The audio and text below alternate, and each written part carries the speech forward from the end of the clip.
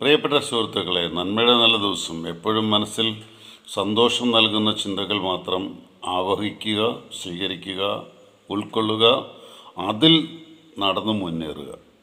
എന്നാൽ നമുക്ക് വേദന വരുന്നൊന്നും വരാതിരിക്കൂല എന്ന് ചിന്തിക്കേണ്ട, വരും. ഞാൻ ബൈബിളിലെ ഒരാളെ പരിചയപ്പെടുത്തുന്നു. ജോബ് എന്ന് പറയും, യോബ് എന്ന് ചിലർ പറയും, ജോബ് എന്നും പറയും. ജോബിൻ്റെ ജീവിതത്തിൽ ജോബ് ഭയങ്കര സന്തോഷത്തോടെ കഴിഞ്ഞ മനുഷ്യനാണ്. ഭയങ്കര സന്തോഷം എന്ന് വെച്ചാൽ എല്ലാ സമൃദ്ധി അദ്ദേഹത്തുണ്ടായിരുന്നു. അന്നത്തെ ആടുമാടുകളും കാളകളും ഒക്കെ ആയിരുന്നു സമ്പത്ത്. മക്കളും പോയി, സമ്പത്തും പോയി, ഭാര്യയും പോയി. ഭാര്യ അവസാനം അദ്ദേഹത്തോട് ചോദിക്കുന്നുണ്ട്, നിങ്ങളെന്തിനാ ഇങ്ങനെ മുറിവൊക്കെ ഇങ്ങനെ ഓടുകൊണ്ട് ചിരണ്ടിക്കൊണ്ടിരിക്കുന്നത് എന്ന് ചോദിക്കുന്നുണ്ട്. അവിടെയും ജോബ് തകർന്നില്ല. ജോബ് പറഞ്ഞ, ദൈവം തന്നു, ദൈവമെടുത്തു, ദൈവനാമം മഹത്വപ്പെടട്ടെ.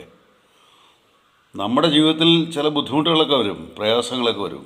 ദൈവം തന്നു, ദൈവമെടുത്തു, ദൈവനാമം മഹത്വപ്പെടട്ടെ. ജോബിൻ്റെ പുസ്തകം അവസാനിക്കുന്നത്, ദൈവശാസ്ത്രം പഠിച്ചവർക്കൊക്കെ അറിയാമായിരിക്കാം, ജോബിനോട് തർക്കിക്കുന്നവർ ഒത്തിരി മനുഷ്യരുണ്ട്.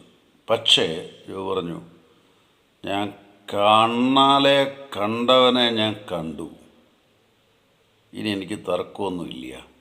ജോബിന് ദൈവം എല്ലാം തിരിച്ചു കൊടുത്തു. അങ്ങനെയാണ് ജോബിൻ്റെ പുസ്തകം.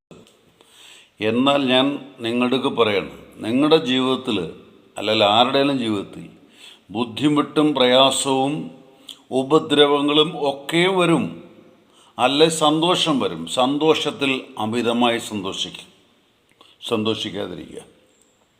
ദുഃഖത്തിൽ അമിതമായി ദുഃഖിക്കാതിരിക്കുക.